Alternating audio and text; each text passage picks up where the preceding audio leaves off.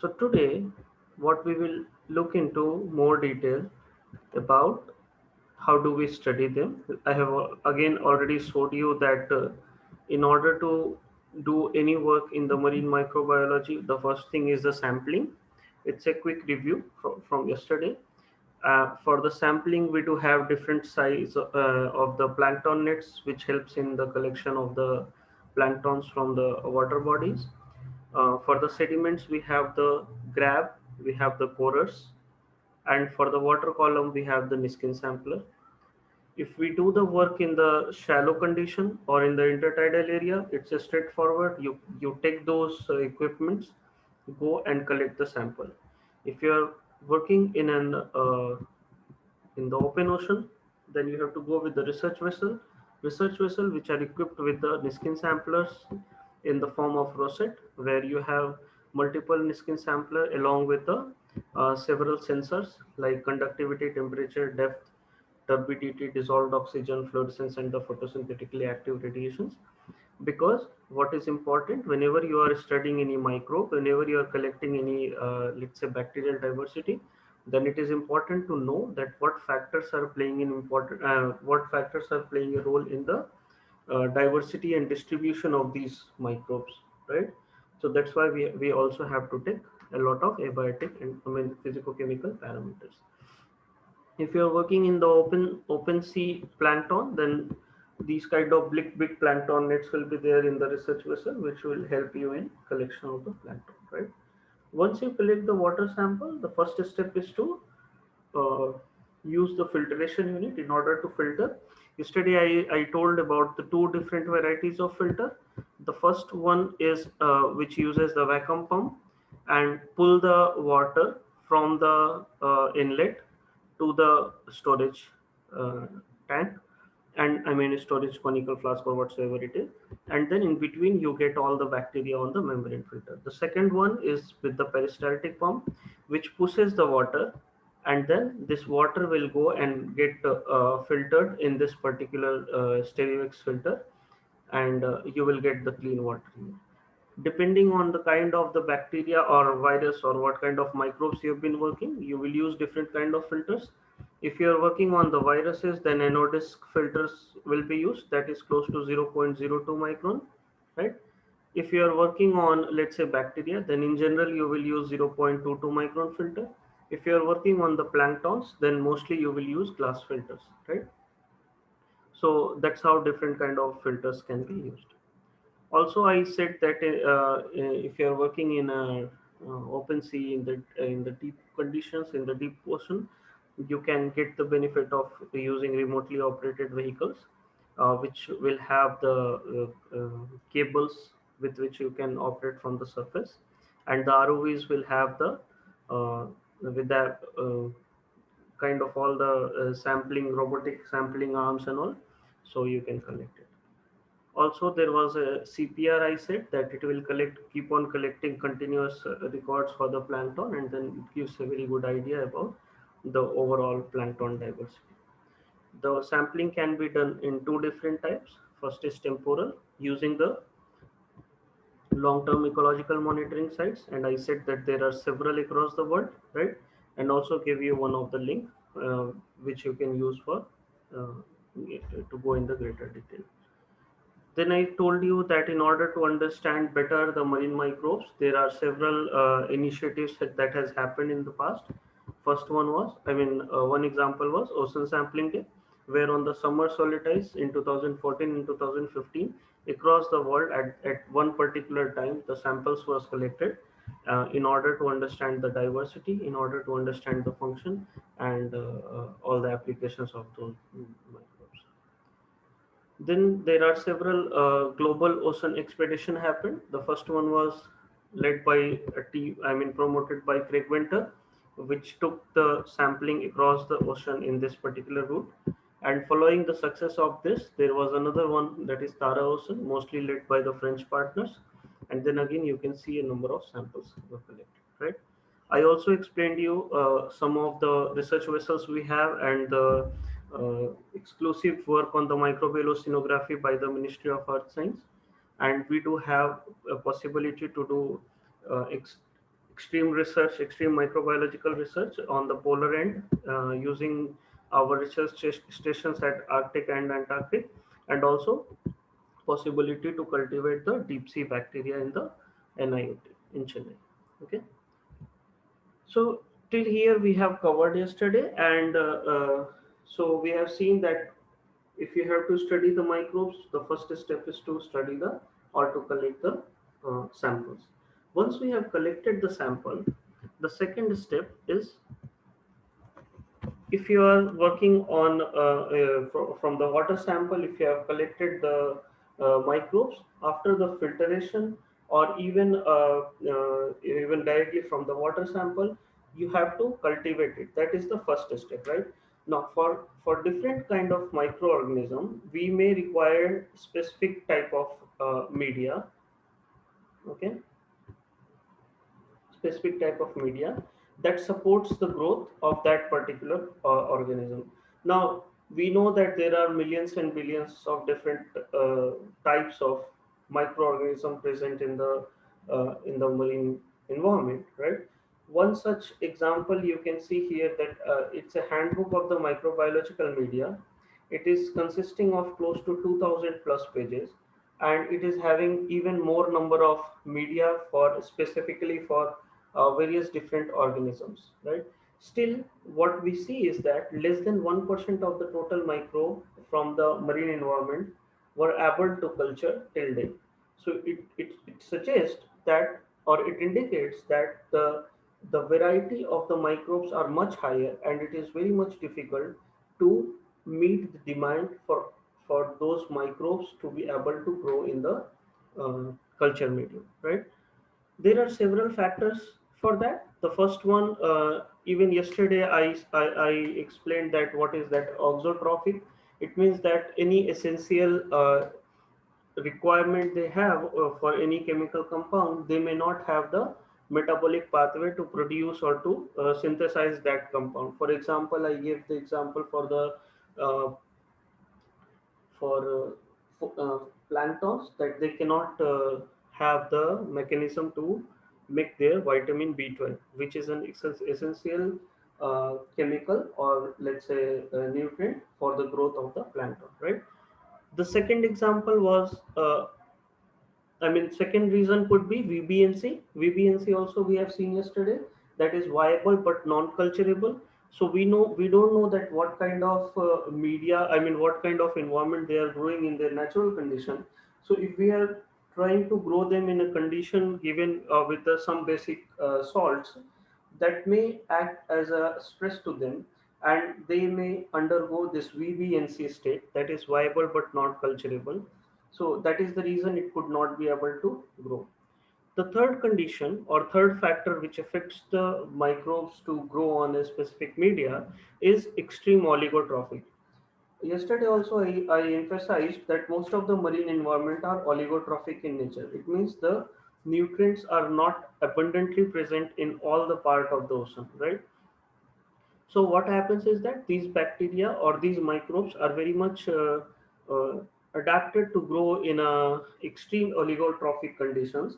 So when we are giving a condition in the lab which is rich in the nutrient, that also could be the possibility they will not grow, because they need something which we are not providing.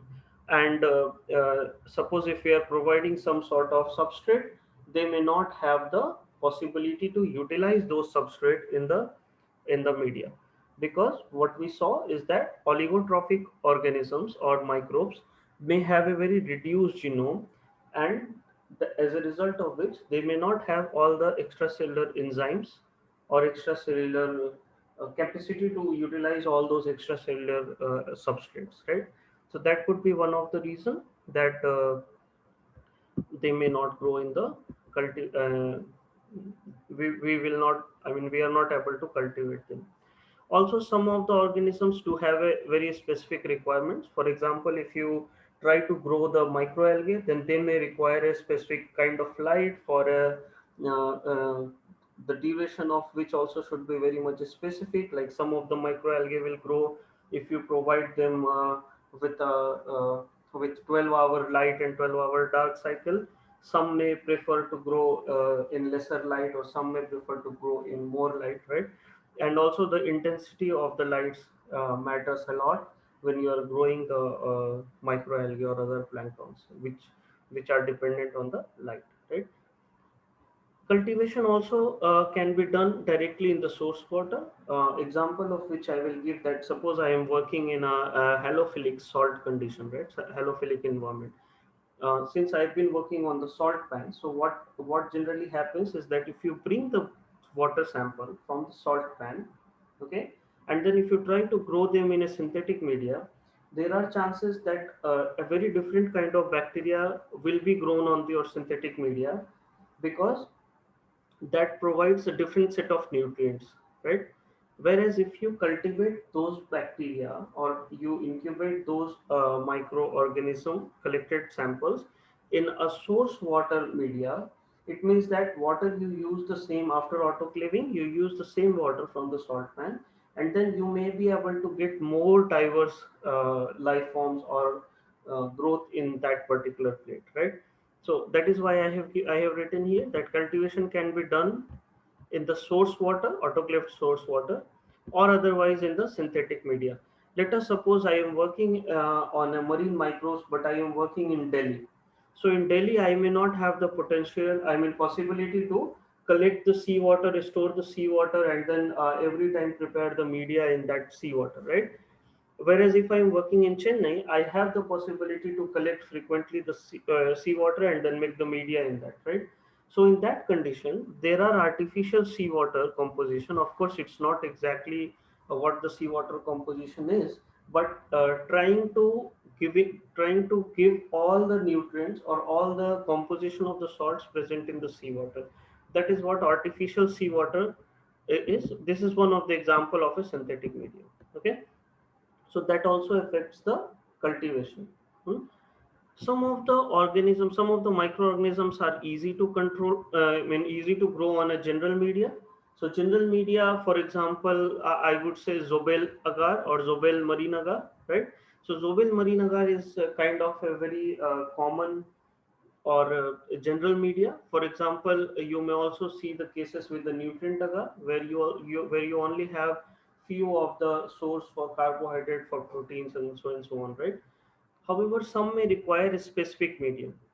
For example, if you want to grow, let's say, maybe microalgae, and if you are not giving them the vitamin, then they may not grow. So it means that you have to give them a specific media. Now, for every class of microorganism, there are several specific medium which will work exclusively for that certain group of organism. Okay. Uh, those kind of microorganisms which are very much difficult to grow or in the general media, and if they require addition of a specific growth substances, those are called as fastidious microorganism. Okay, so this is the term which is good important, that fastidious microorganism, if they require to add some certain sort of specific growth substance in order to grow. Okay, now, cultivation of any microbes can be done in either in the liquid culture, that is in the broth.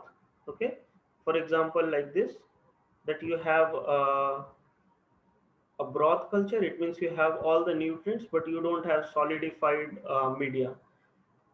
Or otherwise, you can also grow them in agar plates. So the similar composition to what for the broth is, but then you have agar in that, and agar is coming from our seaweeds, right? So that agar produces a jelly kind of structure, and then that gives a solidification to this broth. So we can grow the microbes either in broth or in the agar plates.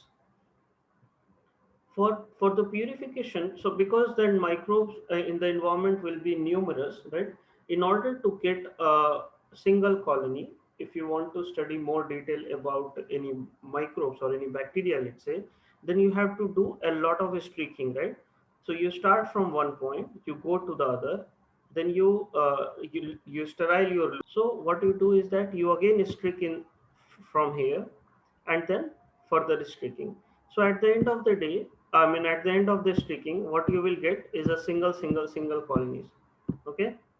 So this single colonies are purified now, and that particular colony is made from one single species, which you can further identify. Okay. So that process is called as streaking. If you are working with a water, or let's say also with the sediment, where the microbes are too high in number, and you suspect the microbes are too high in number, and if you are directly trying to grow them, then instead of getting a single colony, what you will get is a mat. So a lot of microbes will grow on the surface of the plate, right? And in that condition, what will happen? Those bacteria or those microbes which are abundant in the quantity will grow at a very faster rate and will not allow a lesser uh, abundant bacteria to grow. Okay. In that case, in order, if you want to get all sorts of bacteria, even those which are very less in number, then you do a serial dilution process. So serial dilution is nothing but, for example, 10% serial dilution. You take 10 ml from this, and then you streak it, or you spread it in a plate. Again, you take 1 ml and dissolve in 9 ml. Again, 1 ml to 9 ml. So by now, when you are coming here, it is at least 10 to the power minus 4 time diluted, right? So what you will get is that when you are streaking, or when you are spreading equal volume of the water, you will get less number of colonies. And it means that even there is a chance that those which are present in the lesser number will be able to grow when you are growing in a serial dilution. Okay. And that many number of colonies which is grown on the plate is called as colony forming unit. Okay. That is CFU per ml. So suppose if you have used 100 microliter or zero point 0.1 ml of this particular solution in the plate, and if suppose two colonies have came, right? So two colonies per 100 microliter. It means if you want to extrapolate it, then for per ml there is 20 colony, because 100 microliter, if you multiply with 10, similarly 2 into 10, so 20 colonies per ml. Okay. So likewise we define the colony forming unit in the cultivation. I hope that's clear by now.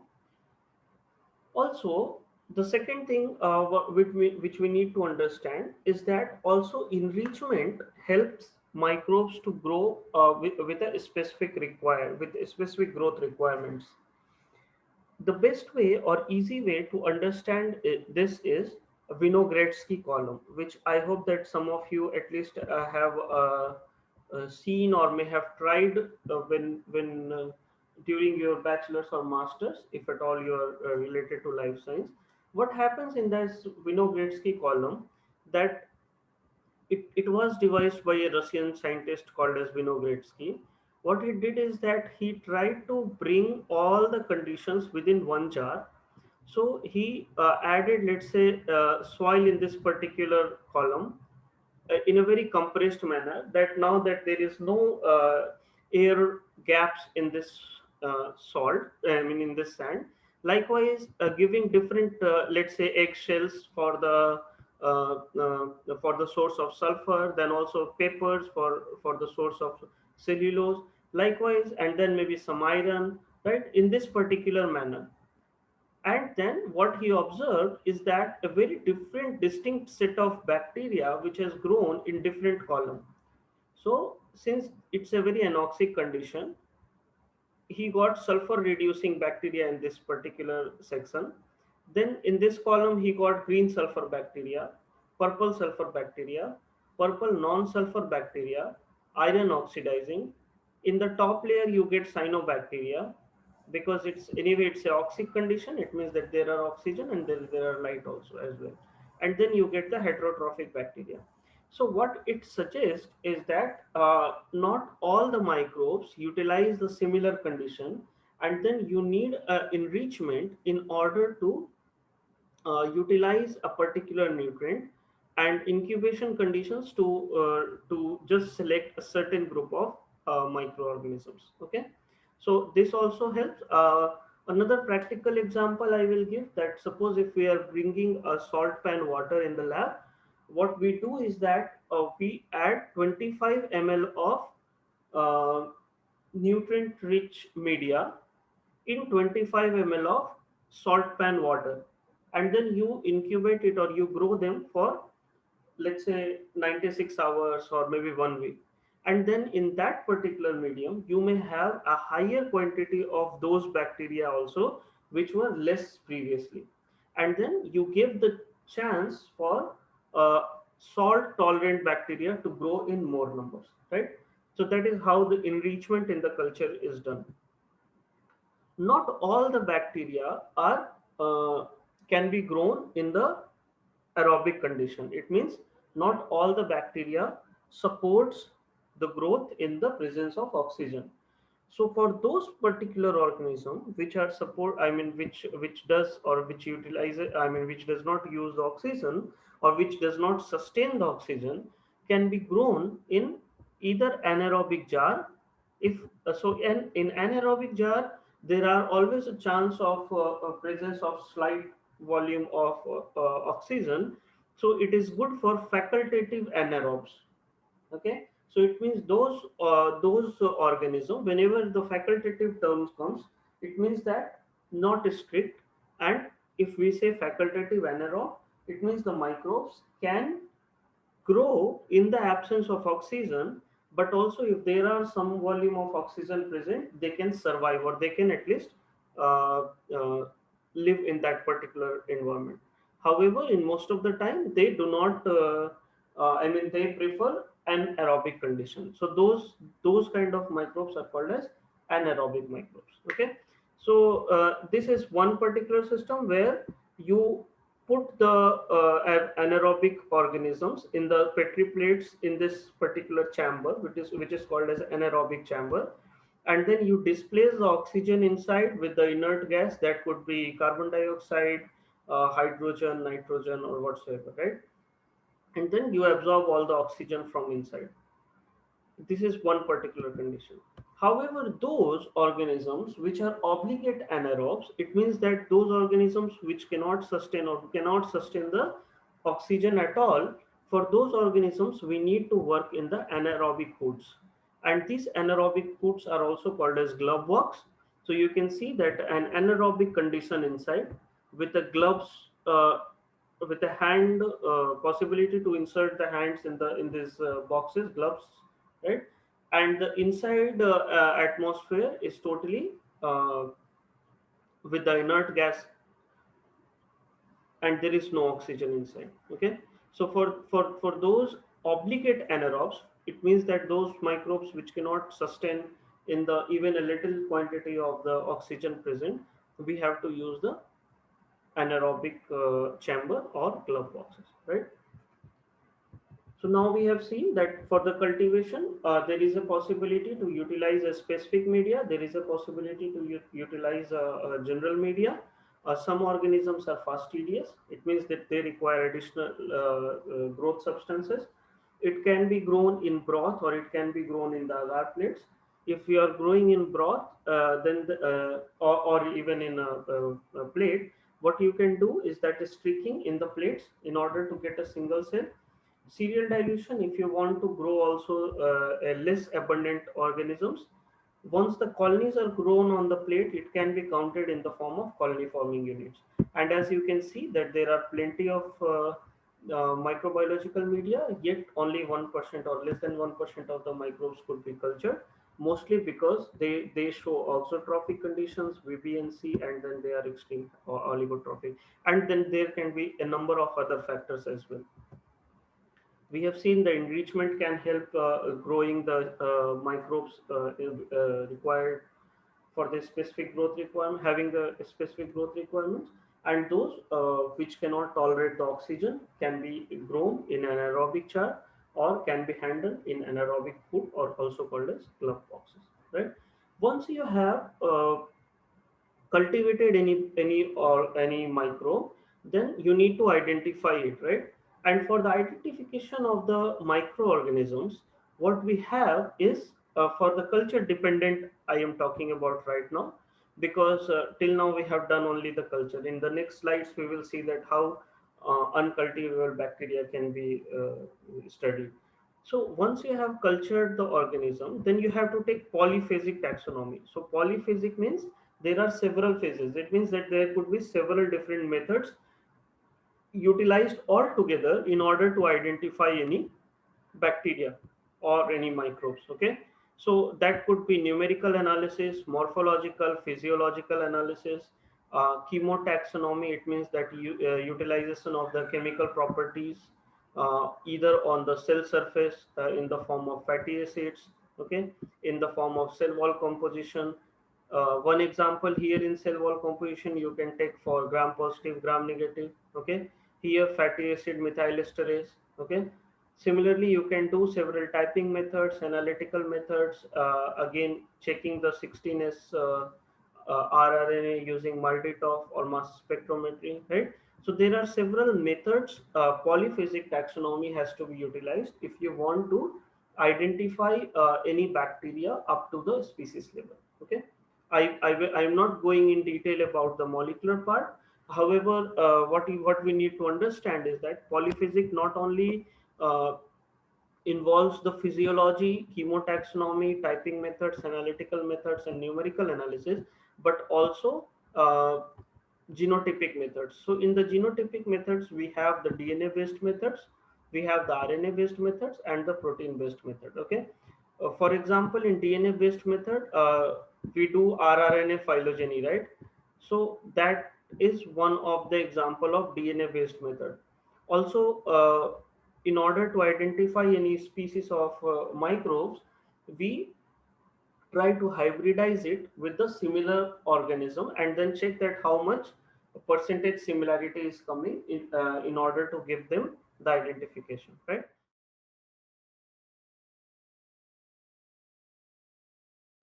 But what you need to understand is that once you have cultivated a bacteria with what in whatever way, in broth or in agar, in aerobic, anaerobic, you have to undergo or you have to undertake the polyphasic taxonomy for the identification.